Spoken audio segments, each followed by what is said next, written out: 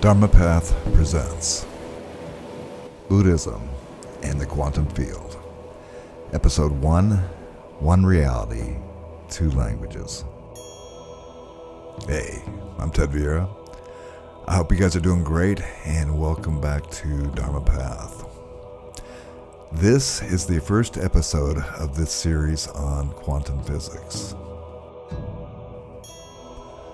Obviously, quantum physics, it's not something that is exclusive to Buddhism. But it is one of the most important topics I'll be covering on this channel. And the thing is, Buddha was talking about these principles long ago. Science has just relatively recently, caught up to what the Buddha was talking about over 2,500 years ago. Ancient wisdom meets modern physics. Ancient wisdom and modern physics don't usually appear in the same conversation. One speaks through direct experience, the other through mathematics. This series, it's not about proving Buddhism with science. It's not about turning physics into spirituality. No, it's about noticing something quieter.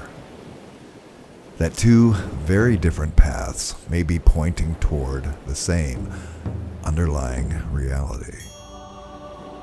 A grounded beginning. I want to make a couple things very clear.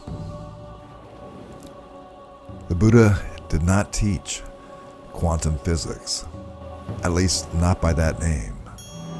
There were no equations or scientific models, but what the Buddha did describe over 2,500 years ago was his experiential insights, gained through meditation, not theoretical explanations of the universe. And those descriptions feel surprisingly familiar. The Buddha's insights that he shared with us. One of the Buddha's central teachings, its dependent origination. Simply put, nothing exists on its own. Everything arises because of conditions. Your breath, it depends on the air. Your body depends on food, water, sunlight. Your thoughts depend on memory. They depend on experience and attention. Remove the conditions, and the thing disappears. What we call the self is not a solid object. It's a process, a relationship, something always in motion. The modern mirror. Let's talk about modern physics and what we know from that. Modern physics, it tells us a similar story.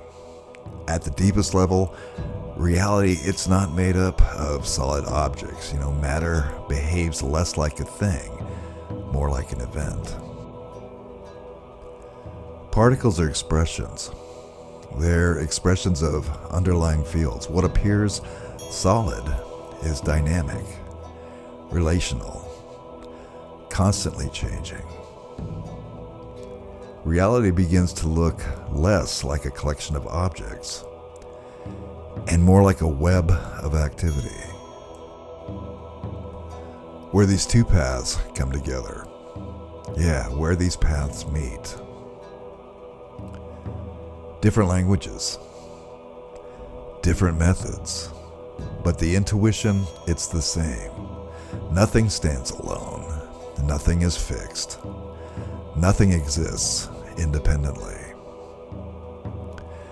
Why is it so important to be aware of the quantum field, of quantum physics?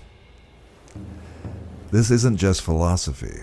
It's not just physics. If reality is relational, then our actions matter.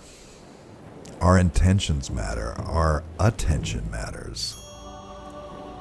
We're not separate observers of life. We're participants in it.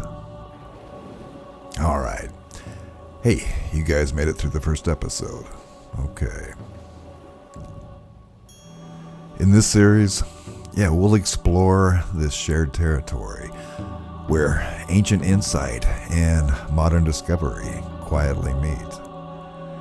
In the next video, we'll look at one simple idea: that nothing, literally nothing that exists, is solid. Alright, I hope you enjoyed this first episode. This is going to be a very cool series. This is important, life-changing stuff, and if you're enjoying this, please share this video with others who you think would be interested in this topic. For dharmapath.net, I'm Ted Vieira, and I will talk to you in the next episode. Thanks.